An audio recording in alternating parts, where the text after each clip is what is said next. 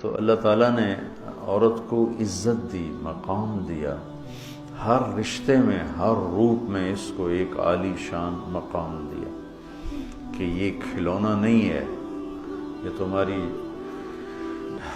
ہوس کو پورا کرنے کا آلہ نہیں ہے، اس کو اللہ نے عزت دی ہے، اس کو عزت کے ساتھ ہر رشتے میں اس کو عزت دو۔ اور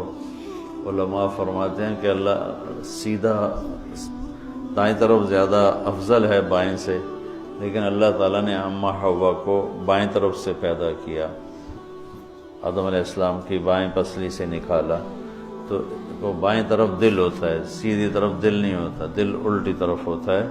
تو اس میں ایک پیغام دیا کہ عورت کسی بھی رشتے میں ہو اس کی جگہ دل کے قریب ہونی چاہیے۔ یہ اس طرف سے پیدا کرنے میں یہ پیغام ہے کہ عورت کسی بھی روپ میں ہو وہ دل کے قریب ہونی چاہیے۔